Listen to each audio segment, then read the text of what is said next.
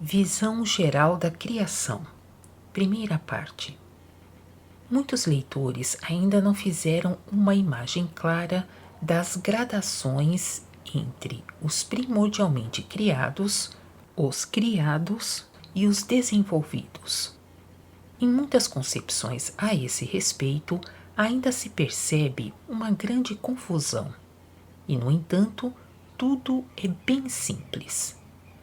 A confusão surge apenas porque o ser humano mistura um pouco as expressões e presta muito pouca atenção aos limites bem definidos. Por isso, é melhor que ele imagine a criação até agora explicada em suas gradações, simplesmente conforme segue. 1. A parte espírito primordial. 2. A parte espiritual. 3. A parte material. A tal respeito, pode também ser dito: 1. A criação primordial. 2. A criação. 3. A criação posterior. Daí resulta automaticamente o pensamento de que, na criação primordial, se encontram os primordialmente criados, na criação, os criados, e na criação posterior, os desenvolvidos. Isto em si não está designado erradamente, se quiser mencionar a criação inteira apenas em largos traços. Entrando em pormenores, porém, a separação tem de ser mais definida e ainda ampliada, mesmo que nada se altere nas expressões básicas. Nas explicações mais detalhadas, apresentam-se ainda muitos degraus intermediários, que não podem ser contornados, a fim de que seja proporcionada uma imagem sem lacunas. Quero hoje deixar de mencionar uma parte enteal, porque de qualquer maneira o enteal existe em todas as partes. Só que entre a parte espiritual e material ainda se encontra uma grande camada enteal de caráter especial, que, no entanto, não precisa ser considerada como uma parte da criação por si, pois essa camada existe em seu atuar em primeira linha para a movimentação e, com isso, para o aquecimento e formação das matérias, não constituindo, por essa razão, uma parte isolada da criação. Como parte da criação, essa camada enteal não precisa ser mencionada, mas sim como uma espécie da criação, que, impulsionando e formando, pertence à parte material da criação. Falo propositadamente das bases da criação, até agora explicada, pois longe ainda estou de haver terminado com isso, e com o tempo terei de ampliar muito mais ainda tudo quanto já foi dito até agora, como já o fiz sempre pouco a pouco. Aí se faz necessário intercalar novas divisões entre o até então explicado, ampliando assim a vossa visão. Dizer tudo de uma só vez teria sido demasiado para o espírito humano. Mesmo nessa maneira, por mim preparada, ele ainda terá de empregar toda a força, a fim de poder adquirir razoavelmente um saber disso. Falemos hoje, pois, não de criação primordial, de criação e de criação posterior, mas simples e fundamentalmente da parte espírito primordial, espiritual e material. Assim, o ser humano não poderá mais provocar confusão tão facilmente. Eu mesmo, contudo, tive de mencionar todas as denominações possíveis, a fim de que estas possam ser utilizadas para separações mais definidas das gradações. Elas devem penetrar pouco a pouco e sempre de modo mais nítido e definido no saber humano. E não obstante, a variedade não devem mais ocasionar confusões. Como primeira e mais forte na criação, vem, portanto, a parte espírito primordial da criação. Esta consiste de duas divisões básicas.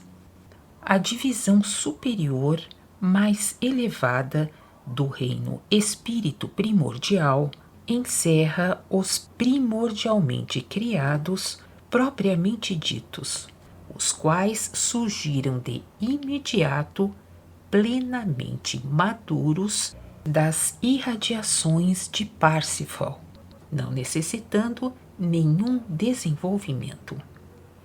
Esta divisão alcança até Vacita, cuja atuação se efetiva do limite para baixo. A segunda divisão encerra desenvolvidos no espírito primordial. Por isso, são encontradas lá também pela primeira vez crianças, que não aparecem na divisão superior, pois crianças só podem existir lá onde se processa um desenvolvimento. Ambas as divisões, porém, têm em comum o espírito primordial. Contudo, apenas a divisão superior pode ser chamada criação primordial, no sentido certo, e os espíritos primordiais que lá se encontram podem ser considerados como verdadeiros primordialmente criados. Com isso, desdobro um pouco mais a criação, para melhor compreensão do espírito humano da criação posterior. Não podemos, portanto, falar propriamente de uma criação primordial que, para baixo, atinge até Patmos, assim como fizemos até agora por causa da maior simplicidade. Mas sim, encarando mais exatamente, precisamos já aqui falar de uma criação primordial superior, que surgiu plenamente madura, e na sequência de uma criação espírito primordial desenvolvida, ao passo que ambas as divisões juntas formam o reino espírito primordial, ou a parte espírito primordial da criação. Espírito primordial ou reino espírito primordial é, portanto, o grande nome coletivo da parte suprema da criação, imaginada como espécie da criação, ao passo que a denominação criação primordial, no sentido mais apurado, só cabe à parte superior daquela.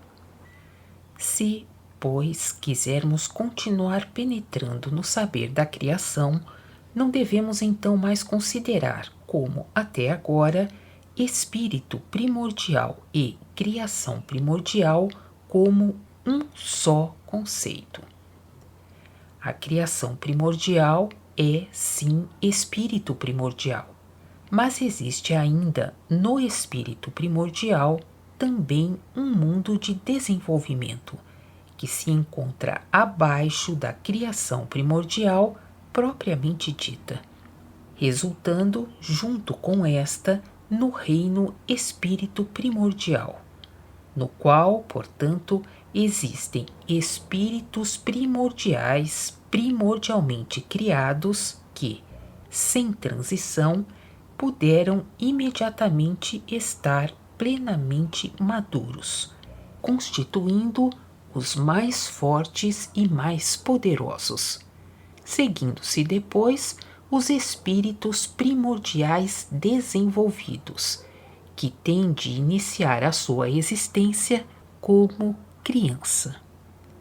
A primeira divisão, a criação primordial, abrange 3 degraus principais ou planos. A segunda divisão, do reino espírito primordial, 4. Em conjunto, portanto, 7 degraus básicos que, por sua vez, se dividem em muitas ramificações. Depois desse reino espírito primordial, abrangendo tantas divisões, segue-se o grande reino espiritual. O espiritual não é acaso uma espécie mais fraca proveniente do espírito primordial, mas sim uma espécie estranha ao espírito primordial, que, contudo, é em si mais fraca e, por isso, necessita de maior distância da luz primordial para poder se formar, em parte, tornar-se consciente. Por isso, desce mais ainda, a fim de poder formar um reino mais afastado da luz. Mas não faz parte do espírito primordial, e sim existe por si. Tudo é fácil e evidente, e contudo difícil de dizer, a fim de introduzir os espíritos humanos num saber que se encontra acima de suas origens.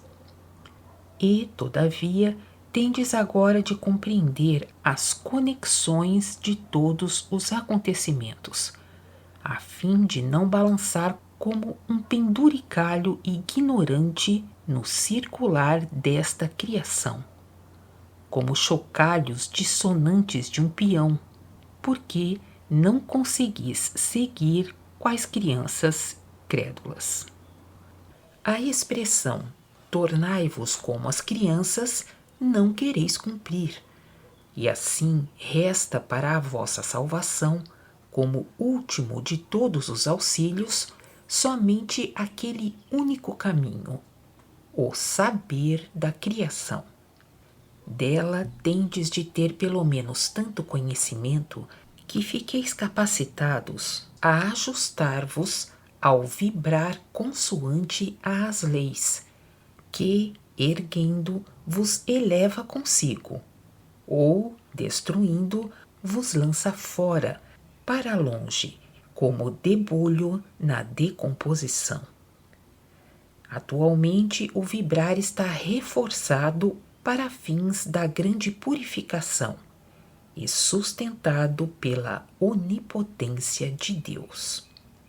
Irresistivelmente, por isso, obriga cada criatura a vibrar em conjunto, harmoniosamente, ou sucumbir na tremenda dor do mais desmedido desespero, que surge como consequência da obstinada teimosia causada pela falta de esperança, e que traz consigo o reconhecimento final dos caminhos errados, com a impossibilidade de retorno. Por esse motivo, procurai apropriar-vos do saber da verdade que vos concede apoio e conduz ao alvo sem desvios. Que, na minha mensagem, tendes realmente a palavra da verdade, podeis reconhecer imediatamente. Se, vigilantes, olhardes ao vosso redor, pois toda a vossa vida terrena de até agora, bem como o novo vivenciar de cada momento, tanto exterior como interiormente, tornar-se-vos-ão completamente claros, tão logo os iluminardes e considerardes em face da minha mensagem. Nenhuma pergunta fica aí sem solução para vós. Uma grande compreensão brota em vós para o atuar até agora misterioso de leis férreas na criação. que vos conduzem mediante os efeitos da vossa vontade. E, como coroação de vossos esforços, surge o maravilhoso pressentir de uma sabedoria, de uma onipotência, de um amor e justiça, que só podem ser de Deus, cuja existência assim encontrareis. Continua na segunda parte.